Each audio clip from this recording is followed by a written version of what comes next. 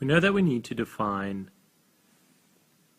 our structure in order to use it as a link in our list. So let's create our .h, and we protect it from multiple inclusion.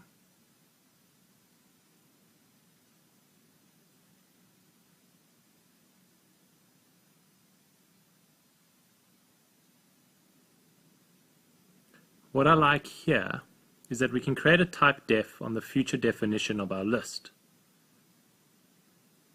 Thus, we can write struct s underscore list.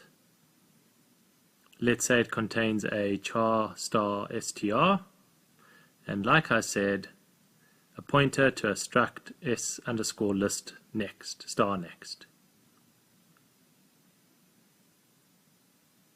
Thanks to my type def, I can write this here.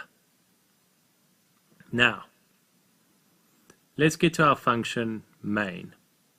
We'll need our list definition. So we include list.h,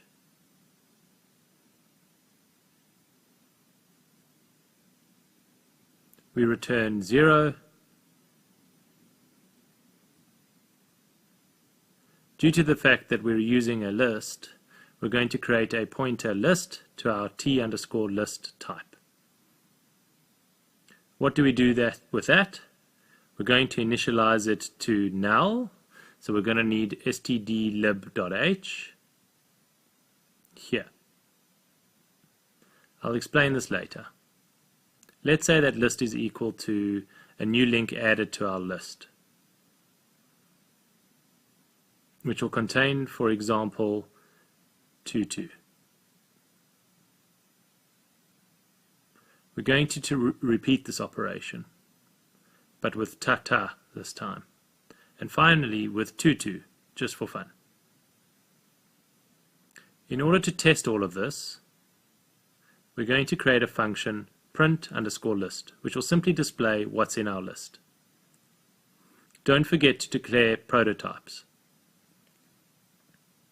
So add underscore link returns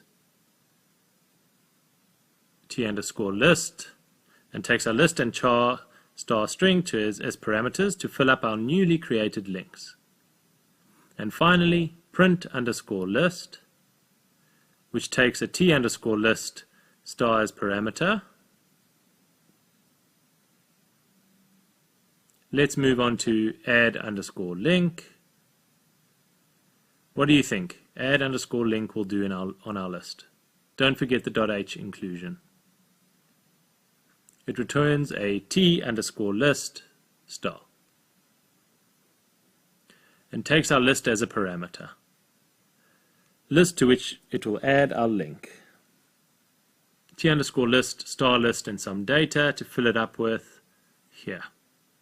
We'll need malloc here, so we've got to include stdlib.h. Good. We know that we have to create a link. Let's call it TMP. We return it, well, that's a bit useless because we're going to segfault. So let's make TMP point to a valid memory area with malloc. Type equals malloc, open bracket, size of, star, open bracket, t underscore list, close bracket, close bracket. We can use this alias in size of. If TMP is not null, then malloc was successful. Therefore, we can manipulate our link and fill it up. Let's say the variable str, which is a pointer to char contained in our structure, is equal to the str passed as a parameter.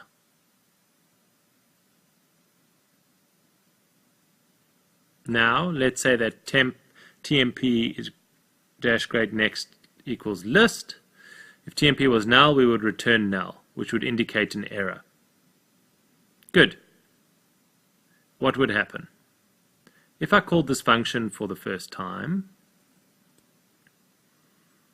I'm going to create TMP and say that it contains 22 and that its dash greater next points to null, except that list is equal to null, so it points to null. The second time I return list. which this time is equal to our first TMP. I create a new TMP which contains tata. I say its points to list, its next points to list. List is equal to our first TMP, so it's the same thing. When we call for the third time, you know what I'm going to say. I fill up TMP with 22, and I say that its next points to list, which is now equal to our second TMP. Let's write print underscore list now, in order to check if everything works. I'll just need list.h. We don't return anything. I take a t underscore list star list as a parameter. So I want to display str, which is a char star. We're going to use ft underscore pustr bracket list dash greater than str. Not particularly difficult. I'll have to print the data from all of my links. So I'm going to need a while. But how will it stop? If I go back to my schema, the next is equal to the address of our second link in the list. So if I do list dash greater than next, in our third case, list is here, containing 22. Dash greater than next brings us to the link containing tata. So I moved on to the second element. If I do dash greater than next again, I will reach the third element, which contains 22.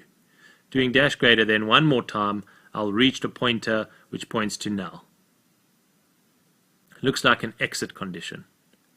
So let's say that list equals list dash greater than next. Doing this list dash greater than next will bring me to tata.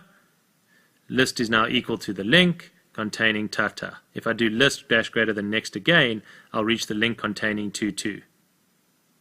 As long as list does not equal null,